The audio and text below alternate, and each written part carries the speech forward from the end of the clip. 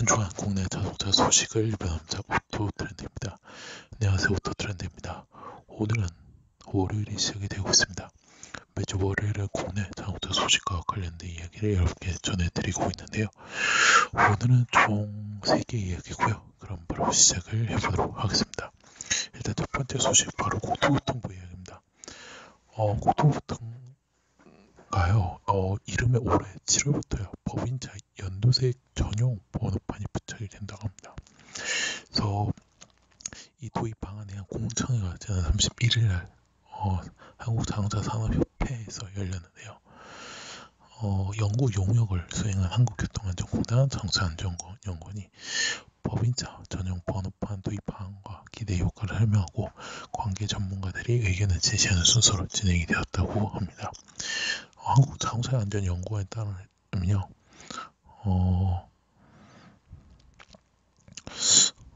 신규 법인차 전용 번호판은 관용차나 공공기관이 구매, 리스, 렌탈, 승용차, 민간 기업이 구매하거나 리스한 승용차에 부착이 된다고 합니다. 또 법인 전기차도 전기차 전용 번호판 대신 법인 전용 번호판이 부착을 한다고 합니다. 다만 이제 민간 기업이 대여 사업용으로 구매한 렌터카는 현재 호 등 번호판 문자로 구분되기 때문에 전용 번호판 부착 대상에서 제외가 된다고 합니다. 그리고 법인이 아닌 개인이 리스한 승용차에도 부착을 하지 않는다고 합니다. 그래서 연두색을 배경에 검은색 문자를 쓰는 전용 번호판을 부착하기로 했다고 하고요. 그래서 요거는 제도 시행 이후에 등록하는 법인차에 전용 번호판이 부착 대상이라고 합니다. 기존 법인차는 번호판을 바꾸도록 유도해 나갈 계획이라고 하고요.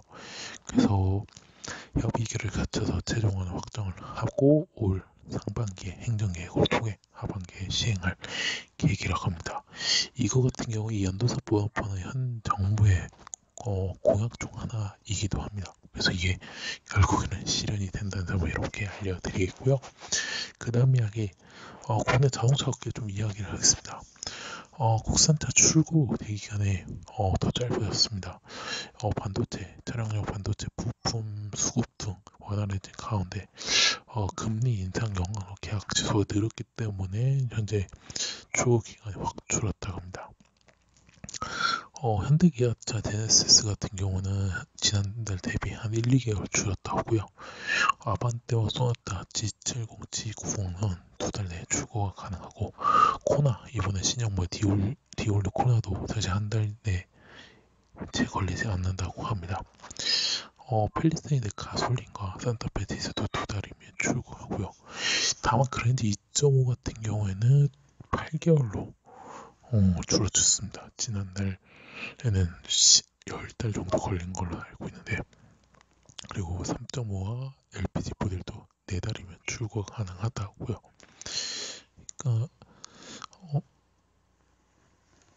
그러니까 특히나 좀 대기가 크게 줄은 차량은 GV80 가솔린 2.5 터보 모델로 지난달에는 사실은 1년 6개월이었습니다. 근데 이게 10개월로 크게 감소가 되었고요.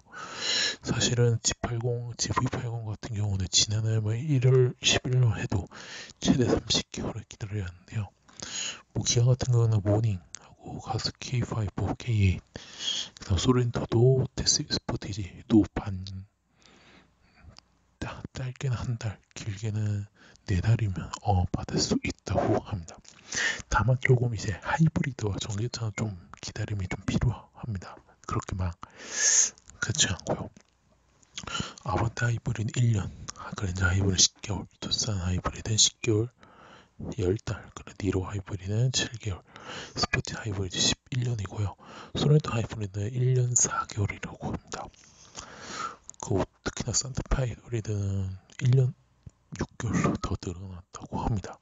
그래서 그렇게 알아두시면 좋을 것 같습니다. 그래서 아직 좀 일단은 원활해졌는데 아직까지 완벽하게 원활한 것은 아니라고 여러분께 말씀을 드리도록 하겠습니다. 그렇게 알아두시면서요. 자, 오늘 마지막 이야기 바로 2023년 전기차 보조금이 확정이 되었습니다. 그래서 올해부터 국산 전기차, 수입 전기차 구매 보조금 차이가 발생해 보조금이 최대 140만 원까지 벌어질 수 있다고 합니다. 또 사후관리 체계가 얼마나 갖췄느냐에 따라 성능 보조금 차등을 또 둔다고 합니다.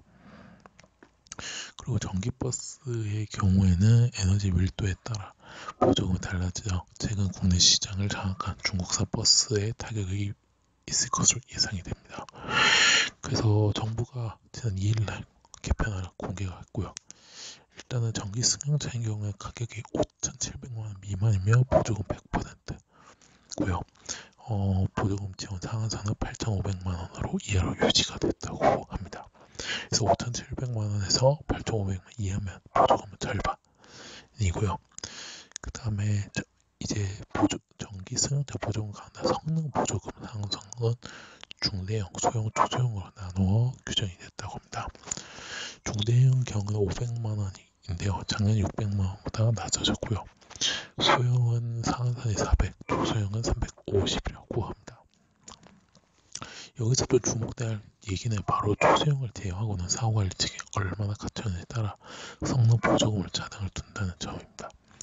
그리고 수입 전기차 판매는 좀 타격이 예상이 되었습니다. 지금 자동차 제작사가 직영 서비스를 운영하고 정비 이력 전산 관리 시스템을 운영한다면 사후 관리 체계 1등급으로 해서 보조금 100%를 지급한대요. 만약 협력업체면 90%, 없으면 80% 지급을 한다고 합니다. 대부분 이제 외국의 업계들은 협력업체를 통해 서비스를 운영하고 있는데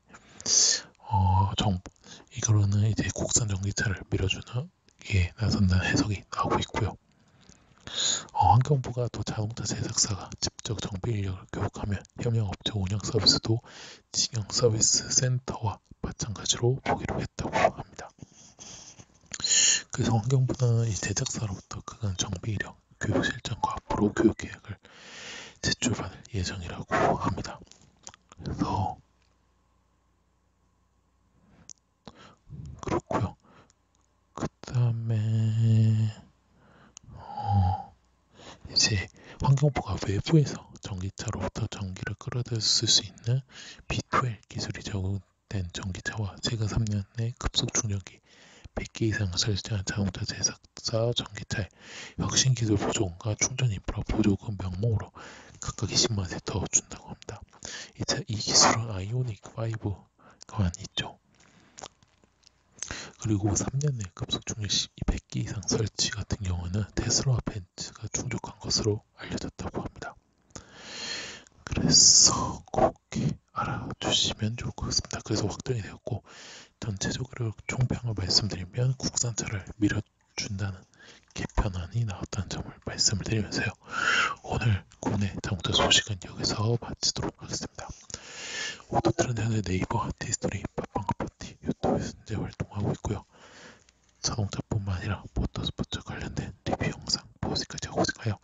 네이버 나서를 유추가 해주셔서 감사했고요. 디스토리 구독, 팟빵카파티에서 구독 후 마지막 유튜브에서 구독, 좋아요, 알람 설정을 눌러주시면 대단히 감사하겠습니다.